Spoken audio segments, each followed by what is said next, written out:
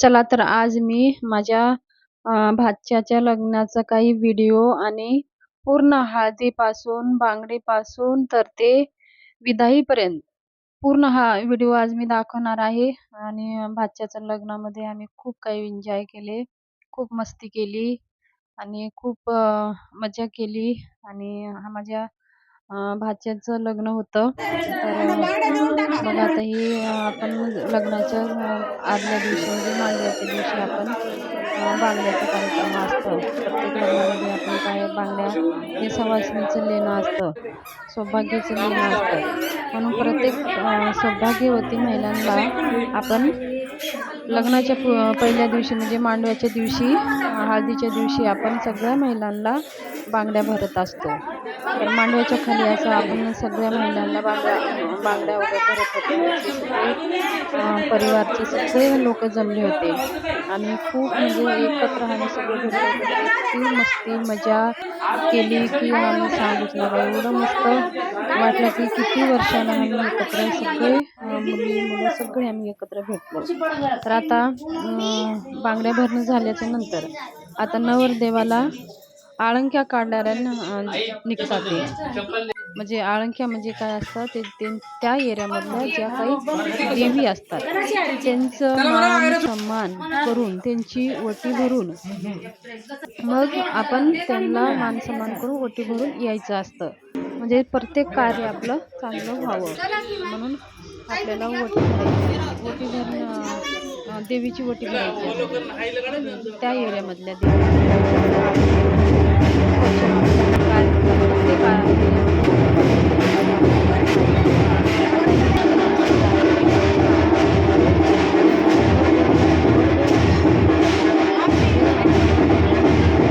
नवीन कपडे, त्यांना शाल, टोपी हे सगळं काही मामाचं सगळं असतं मुलांना. तर माझे मिस्टर आहेत, कधी तर ते कॅमेरावर येत नाहीत, पण आज आले ते. तर त्यांनी नवीन कपडे वगैरे परिधान करून नवरदेवासारखं सजून टाकलेलं आहे. तर नवरदेव आता जायला सज्ज झालेला आहे. आता आळंक्याला म्हणजे जाण्यासाठी सज्ज झाले. अशी सगळी तयारी करून जे काही रीतिरिवाजी आहेत आपले. नवरदेव पण मस्त खुश आहे, चांगलं पोच देऊ पण फोटो काढतात. त्यांच्या मनामध्ये लड्डू फुटायला लागले नवरदेवाचा सुद्धा. लग्न म्हणजे एक अलगच आनंद असतो, अलगच एक फिलिंग असते लग्नाच्या आधी. लग्न झाल्यावर काही नसतं, लग्न होईपर्यंत थोडंसं जाणं येणं लग्न होतं. परमुलीशी आपण संबंध ठेवतो. काही आजकाल तर लव्ह मॅरेज करतात, अगोदरच बोलणं चालणं होतं. पण आधी कसं व्हायचे, आधी आपल्याच मनामध्ये लड्डू फुटायचे. पण आता तसं काही नाही, सगळं काही मुली मुलं अगोदर घडत चाललेलं आहे. आता तेवढं आधीसारखं राहिलेलं नाही. आता आम्ही जाताना थोडंसं पुरुष महिला सगळे मिळून नाच वगैरे करतात. नवरदेवासमोर भाच्याला बँड नाचत वगैरे आता चाललेलं आहे. ते व्हिडिओ थोडं पहा, कसं वाटते कमेंटमध्ये कमेंट जरूर करा. चला तर आता नाचण्याची तयारी चालू झालेली आहे.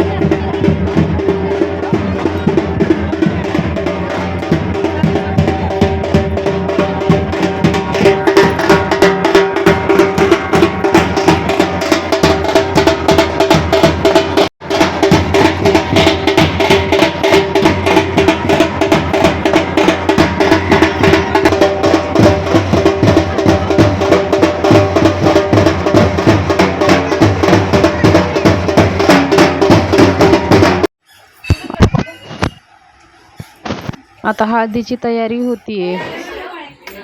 आता हळदी बघा, हळद लावताना हळदीला असं सजून घेतात आमच्याकडे. गुलाबाची फुलं, झेंडूची फुलं एक तामणामध्ये अशी हळद भिजून घेऊन त्याच्यावरती आपण सजून घेऊन प्रत्येक सुवासिनी नवरदेवाला ही माझी हळद लावते. ही माझी मोठी नणंद आहे, ही नंदेची मुलगी आहे. नवरदेव पण मस्त चांगला हळद लावून घेते. नवरी पण खूप छान दिसली.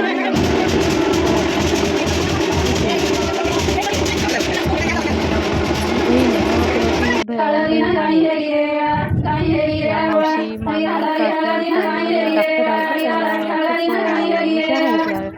मोठे डॉक्टर आहेत सरकारी हॉस्पिटलमध्ये. ही मी आहे, मी मामी आहे त्यांचं भातचं आहेत. तर मामीला पण खूप काही माहिती असते लग्नामध्ये. तर आम्ही सगळे काही खूप म्हणजे खूप दिवसानं आम्ही भेटलो. आता हे सगळे नंदूची मुली आहेत आणि त्यांची मुलं आहेत. बघा आम्ही हळद झाल्यानंतर सगळ्या नंदीने मला हळद माझ्या तोंडावर फेकून टाकली होती की माझं तोंड सगळं हळदीने नंदाची मुली आहेत. आम्ही हळदला खेळून मग आम्ही रॅम्प करतोय. बघा माझ्या तोंडाला किती हळद सगळं लावलं. माझा चेहरा सुद्धा समजायला दिसायला हे नाही. लई दिवसांनी आम्ही भेटलो होतो. म्हणजे खूप मस्ती मजा सगळ्यांची चालते.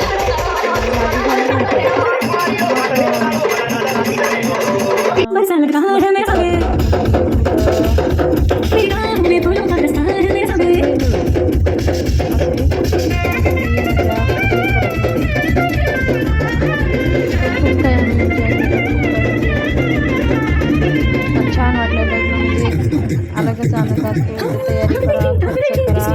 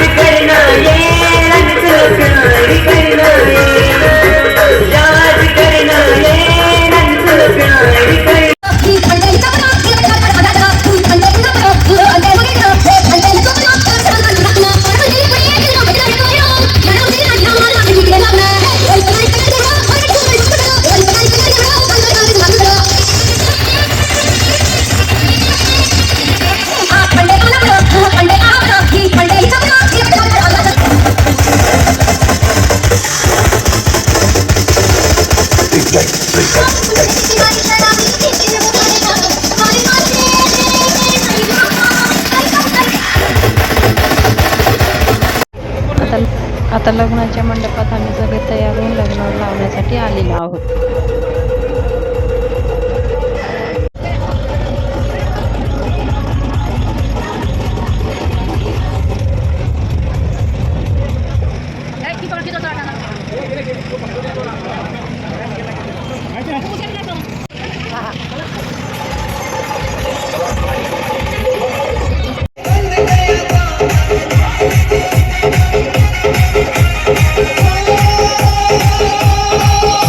Oh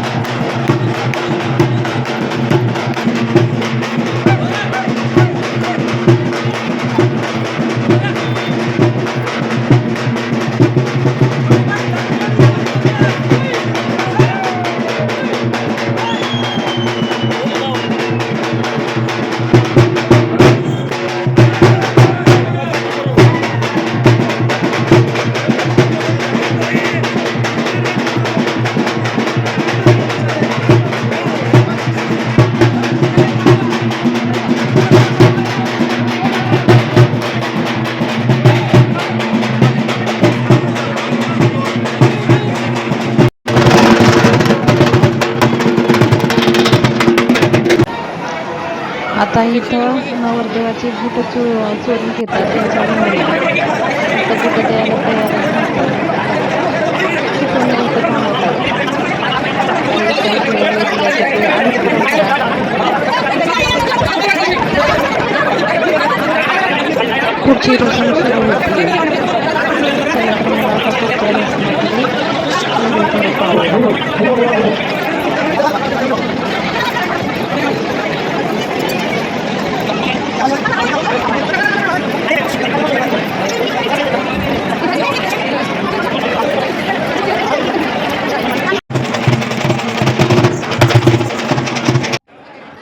इथं आता मामी मामाचं खूप काही मोठं महत्त्व असतं म्हणून माझे मिस्टर बसलेले आहेत.